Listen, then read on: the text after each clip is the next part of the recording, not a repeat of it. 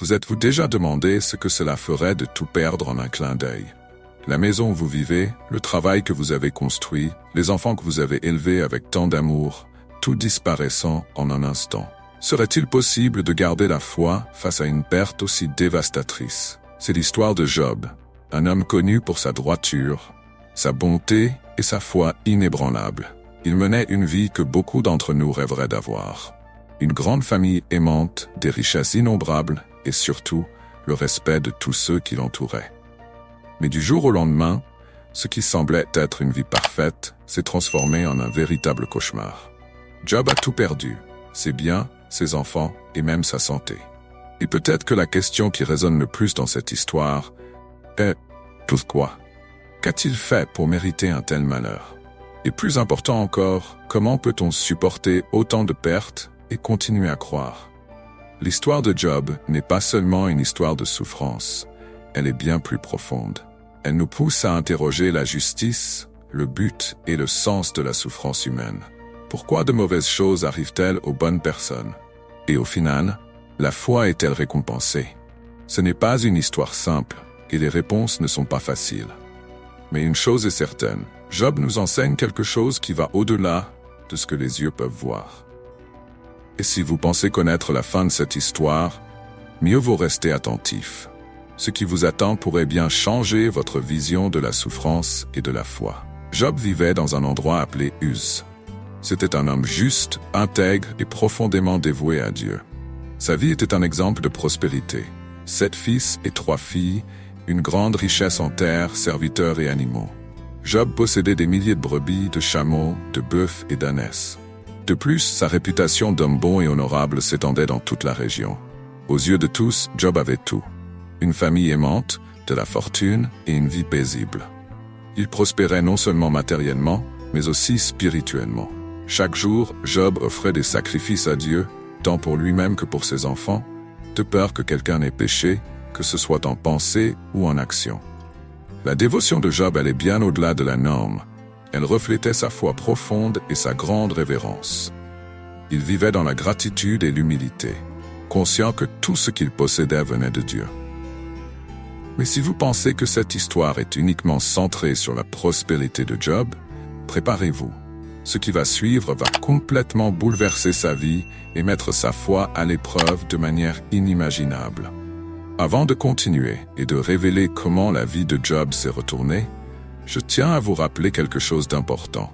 Si vous appréciez cette histoire jusqu'à présent, laissez un pouce bleu sur la vidéo. Commentez ci-dessous ce que vous pensez de ce début. Pensez-vous que la foi de Job résistera à ce qui s'en vient? Et bien sûr, abonnez-vous à la chaîne pour ne pas manquer la suite de cette histoire et d'autres récits bibliques tout aussi captivants. Maintenant, revenons à l'histoire. Même si tout semblait parfait, il se passait quelque chose d'invisible dans les sphères célestes. Un pari qui allait changer la vie de Job pour toujours était sur le point de se faire, venant du lieu le plus improbable. Sans le savoir, Job allait devenir le centre d'un conflit qui mettrait non seulement sa foi à l'épreuve, mais aussi le véritable sens de sa vie. Et vous? Vous êtes-vous déjà demandé jusqu'où irait votre foi lorsque tout semble s'effondrer? Restez avec moi, car la véritable épreuve de Job ne fait que commencer. Et à la fin de la vidéo, il y a quelque chose qui pourrait bien changer complètement votre vision de la souffrance et de ce qu'elle pourrait signifier dans votre vie. Alors que Job vivait sa vie prospère dans la terre d'Uz, quelque chose de bien au-delà de sa compréhension était sur le point de se produire. Dans le royaume céleste, une conversation inattendue allait changer à jamais le cours de sa vie. Satan, l'accusateur, s'est approché de Dieu et a lancé un défi audacieux. Il a remis en question l'intégrité de Job, affirmant que la foi de Job n'existait que grâce à ses bénédictions. Job te sert parce que tu l'as entouré de protection. Il a tout ce qu'un homme peut désirer. Mais te resterait-il fidèle s'il perdait tout? Défi à Satan. Dieu, connaissant la fidélité de Job, a permis à Satan de le mettre à l'épreuve. Mais il y avait une limite. Satan pouvait tout prendre à Job, sauf sa vie. C'est à ce moment-là que la véritable épreuve de Job a commencé. Vous imaginez? Jeune homme qui faisait tout bien, qui vivait dans une dévotion totale, soudainement pris dans une bataille spirituelle dont il ignorait même l'existence. Et ce qui suit est la partie la plus dramatique de cette histoire. Mais avant de continuer avec les événements qui ont changé la vie de Job pour toujours, je vous rappelle de laisser un pouce bleu si vous appréciez la vidéo. Si cette histoire vous fait réfléchir sur la foi et l'adversité, partagez votre avis dans les commentaires. Et bien sûr, abonnez-vous à la chaîne pour ne pas manquer la suite de ce voyage de foi. Maintenant, revenons à l'histoire. La première épreuve était sur le point de commencer. Job, ignorant la conversation dans les cieux, continuait sa routine quotidienne, quand soudain, tout ce qu'il possédait commença à s'effondrer. D'abord, on lui annonça que ses troupeaux avaient été attaqués et volés par des ennemis. Ensuite, une catastrophe naturelle détruisit sa maison et tua tous ses enfants. L'ampleur de cette perte est inimaginable. Job, l'homme le plus prospère d'Uz, vit tout ce qu'il aimait être détruit en une seule journée. Son monde parfait s'effondra en un clin d'œil. Mais le plus surprenant reste à venir. Face à une telle tragédie, que ferait Job? Maudirait-il Dieu, comme Satan l'avait prédit? Ou sa foi serait-elle plus forte que la souffrance? Et voici un rappel. L'essence véritable de cette histoire n'a pas encore été révélée. À la fin de la vidéo, vous comprendrez quelque chose de profond sur la relation entre la foi et la souffrance, qui pourrait bien changer votre perspective pour toujours. Restez avec moi dans ce voyage, car la meilleure partie est encore à venir. Tout semblait perdu. En une seule journée, Job, l'homme le plus prospère de la terre d'Uz, vit sa vie être détruite par une série de calamités incroyables. D'abord, les serviteurs arrivèrent avec de mauvaises nouvelles. Ses bœufs et ses ânesses avaient été volés par des pillards, et les serviteurs qui s'en occupaient avaient été tués. Comme si cela ne suffisait pas, une autre tragédie suivit rapidement. Des éclairs tombèrent du ciel, consumant ses moutons et encore plus de serviteurs. Le chaos semblait sans fin. Mais le coup le plus dévastateur était encore à venir. Alors que Job tentait de digérer la perte de ses biens et de ses serviteurs, un troisième messager arriva avec la nouvelle la plus tragique de toutes. Un vent puissant avait détruit la maison où ses enfants étaient réunis, et ils étaient tous morts. En un clin d'œil, Job perdit non seulement ses possessions, mais aussi les personnes qu'il aimait le plus. La douleur était insupportable. Comment quelqu'un pouvait-il supporter autant de souffrance en si peu de temps? Job, un homme qui avait été tellement béni, se retrouvait maintenant sans rien. Mais, de manière surprenante, il n'avait pas encore renoncé à sa foi. Au milieu de tant de douleurs, Job fit quelque chose que peu d'entre nous serions capables de faire.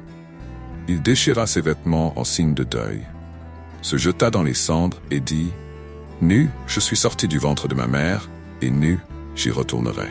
L'Éternel a donné, l'Éternel a repris, que le nom de l'Éternel soit béni. » Même face à une tragédie aussi grande, Job louait encore Dieu.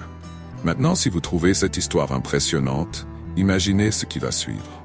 Job n'avait pas encore affronté sa plus grande épreuve, et les conséquences de cette perte ne faisaient que commencer. Et avant de continuer, n'oubliez pas d'aimer la vidéo et de partager vos impressions dans les commentaires.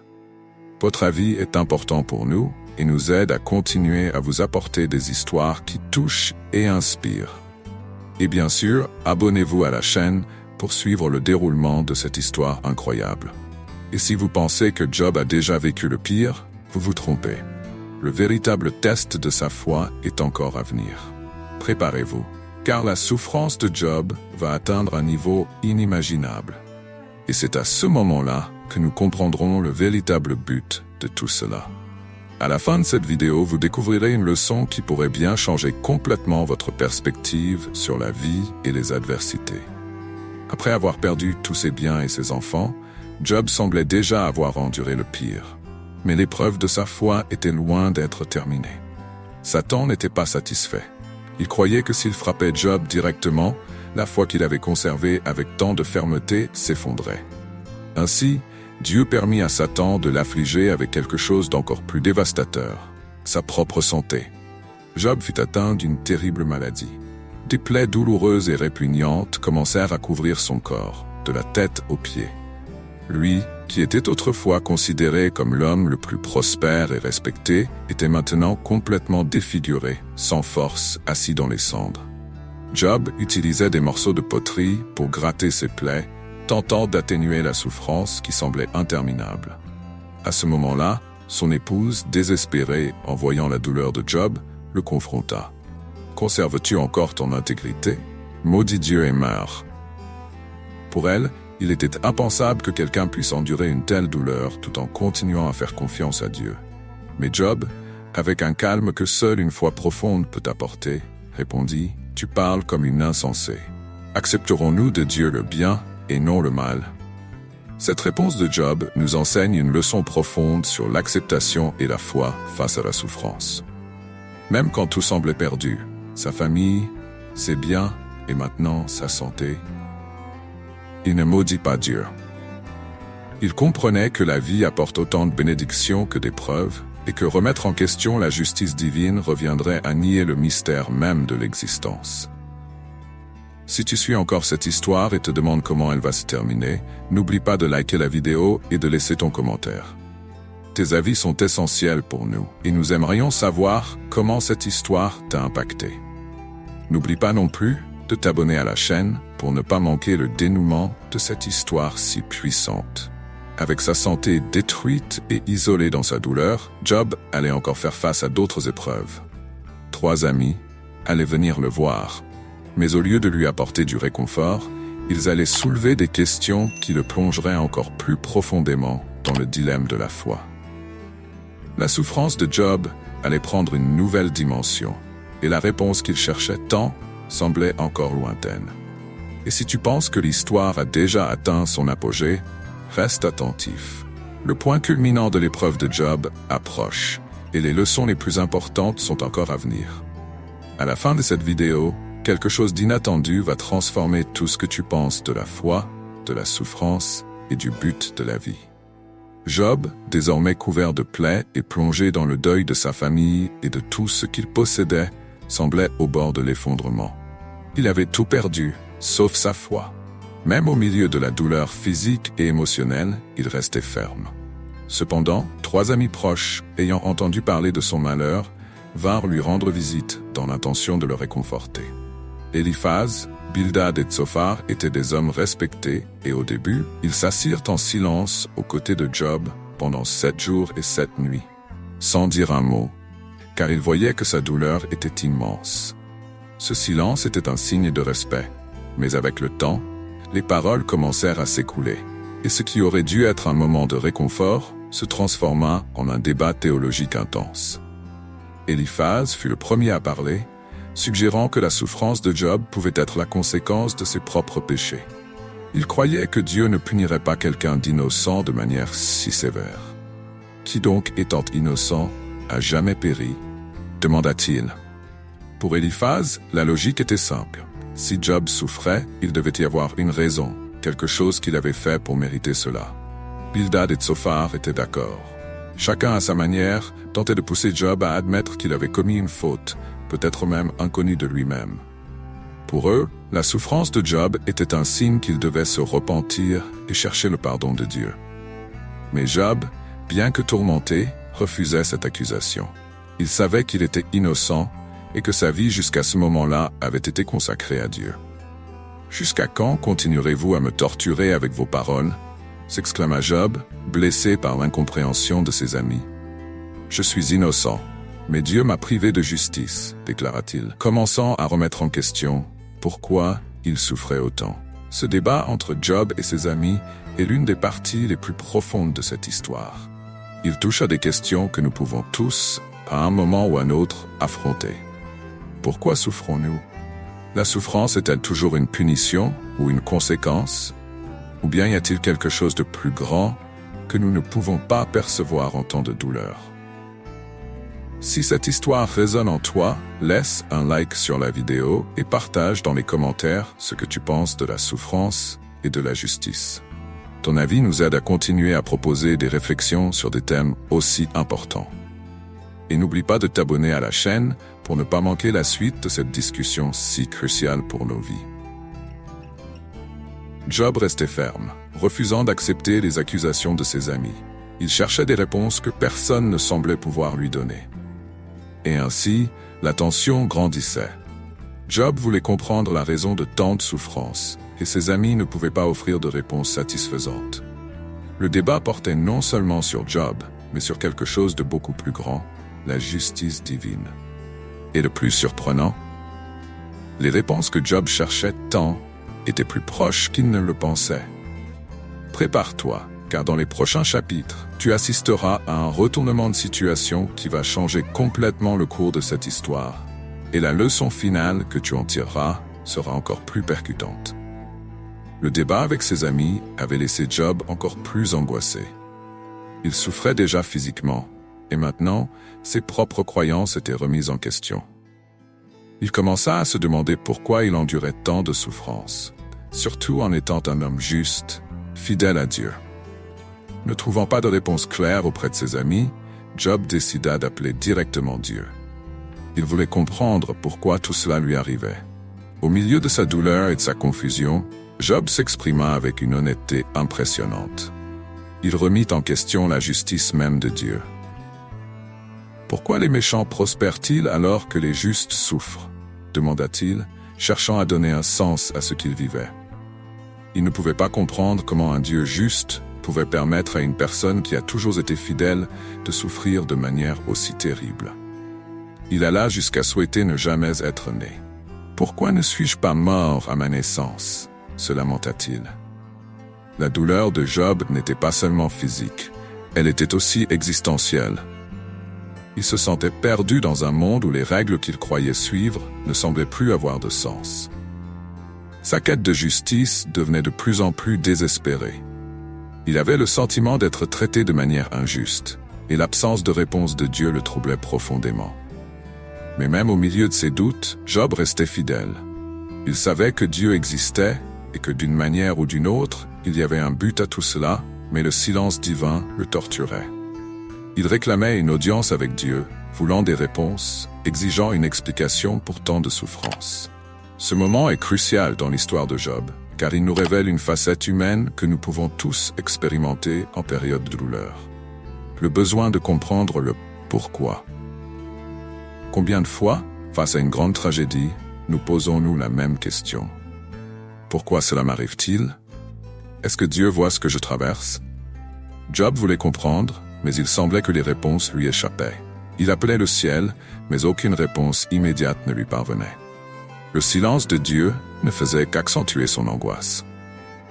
Et voici un rappel.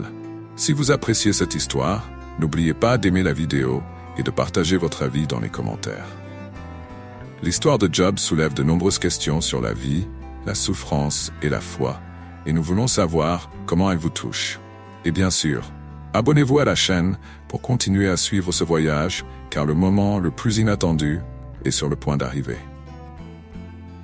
Alors que Job réclamait des réponses, quelque chose d'extraordinaire était sur le point de se produire. Il ne le savait pas encore, mais Dieu allait lui répondre d'une manière qu'il n'aurait jamais pu imaginer. Et vous aussi, qui suivez cette histoire, allez découvrir quelque chose de profond, peut-être quelque chose auquel vous n'aviez jamais pensé à propos de la souffrance et du but de la vie. Préparez-vous, car la réponse de Dieu va provoquer un retournement de situation qui n'impactera pas seulement Job, mais qui nous poussera aussi à repenser la manière dont nous comprenons le monde qui nous entoure. Dans le prochain chapitre, vous verrez quelque chose qui pourrait transformer votre vision de la foi et de la justice. Job avait réclamé des réponses et son souhait fut finalement exaucé. Mais la réponse de Dieu ne vint pas comme il l'avait imaginé. Au lieu d'une explication directe sur la souffrance ou d'une justification pour tout ce qui s'était passé, Dieu parla à Job de manière inattendue, à travers des questions qui révélaient l'immensité et le mystère de l'univers. Dieu répondit à Job du milieu d'un tourbillon, une image puissante qui montrait déjà que la réponse ne serait pas simple. « Qui es-tu pour remettre en question mes plans ?» demanda Dieu. Et à partir de ce moment, une série de questions s'abattit sur Job. Des questions auxquelles Job ne pouvait répondre, mais qui dévoilaient quelque chose de bien plus grand que ce à quoi il s'attendait. Était-ce toi qui étais là lorsque j'ai posé les fondations de la terre? Peux-tu contrôler les cieux ou les mers? Où étais-tu quand les étoiles du matin chantaient et que tous les êtres célestes se réjouissaient? Interrogea Dieu, montrant à Job que sa sagesse humaine était infiniment limitée par rapport au pouvoir et à la complexité de la création divine. Dieu poursuivit, invitant Job à réfléchir aux merveilles de la création. Il parla des constellations, des animaux sauvages, des forces de la nature et de la vie elle-même. Chaque question montrait à Job que l'univers était beaucoup plus vaste et complexe que ce qu'un être humain pouvait imaginer. Il y avait des choses qui dépassaient la compréhension humaine, des mystères qui, tout simplement, ne pouvaient être expliqués. Job, qui avait demandé des réponses, se retrouva maintenant face à la grandeur de Dieu et à l'immensité du cosmos. Il comprit que sa vision de la justice, limitée à sa propre souffrance, était bien trop petite pour embrasser le dessein plus grand que Dieu avait pour le monde. L'humilité envahit Job. Il reconnut qu'il ne lui appartenait pas de tout comprendre face à la puissance de Dieu. Sa vision était limitée, et il y avait un but plus grand qu'il ne pouvait percevoir. C'est un moment profond dans l'histoire de Job. Il n'a pas reçu les réponses qu'il attendait, mais il a obtenu quelque chose de bien plus important. Une nouvelle vision de sa propre existence et du rôle de Dieu dans l'univers. Dieu n'était pas indifférent à sa souffrance, mais sa sagesse dépassait l'entendement humain. Et si vous suivez cette histoire jusqu'ici, n'oubliez pas de liker la vidéo et de laisser votre commentaire. Que pensez-vous de ce tournant? Comment gérez-vous les mystères de la vie et les choses que vous ne comprenez pas? Et n'oubliez pas de vous abonner à la chaîne pour continuer à suivre ce voyage incroyable de foi et de réflexion. À la fin de cette conversation avec Dieu, Job se prosterna et répondit: « J'ai parlé de ce que je ne comprenais pas, de merveilles qui me dépassaient et que je ne connaissais pas. » Il reconnut ses limites et se rendit à la grandeur et à la sagesse de Dieu. La souffrance de Job, qui autrefois semblait incompréhensible, faisait désormais partie d'un plan bien plus vaste. Mais ce n'est pas la conclusion de l'histoire. Dieu avait encore plus pour Job que de simples paroles. Et vous, qui suivez ce cheminement, découvrirez également qu'une récompense attend Job. Dans le prochain chapitre, nous verrons comment, après tout ce qu'il a traversé, Job trouva non seulement du réconfort, mais une restauration complète. Préparez-vous, car la fin de cette histoire offre une leçon qui pourrait changer votre perspective sur la souffrance, la foi et la manière dont Dieu agit dans nos vies. Après toute la douleur, les questionnements et les révélations, l'histoire de Job arrive à son moment de rédemption. L'humilité de Job devant Dieu, en reconnaissant l'immensité de l'univers et ses propres limites, a marqué un tournant dans sa vie. Et Dieu, dans sa bonté infinie et sa miséricorde, n'a pas seulement reconnu la foi de Job, mais il a restauré sa vie d'une manière que personne n'aurait pu imaginer. Dieu ordonna aux amis de Job, ceux qui l'avaient accusé de péchés qu'il n'avait pas commis, d'offrir des sacrifices et de demander pardon à Job. Ce n'est qu'après que Job ait prié pour eux que sa situation commença à changer. Ce geste d'intercession pour ses amis, même après leurs accusations, montrait le caractère de Job, sa capacité à pardonner et sa foi inébranlable. C'est alors que Dieu commença à restaurer tout ce que Job avait perdu. Mais il ne se contenta pas de restaurer, il donna à Job le double de tout ce qu'il possédait auparavant. Job, qui avait perdu tous ses troupeaux, reçut désormais en retour le double de moutons, de chameaux, de bœufs et d'ânesses. Sa prospérité revint et sa vie s'épanouit à nouveau. Mais la plus grande bénédiction de toutes fut la restauration de sa famille. Job eut à nouveau 7 fils et 3 filles, et ces filles étaient les plus belles de toute la terre. Dieu lui avait donné une nouvelle famille, une nouvelle chance de connaître la joie de la paternité, de reconstruire ce qui semblait perdu à jamais. En plus de restaurer ses biens et sa famille, Dieu accorda à Job une longue vie.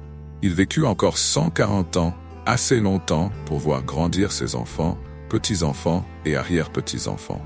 La vie de Job, qui semblait autrefois ruinée, fut restaurée en abondance, et il mourut en paix, comblé de jour, avec la certitude que Dieu est à ses côtés.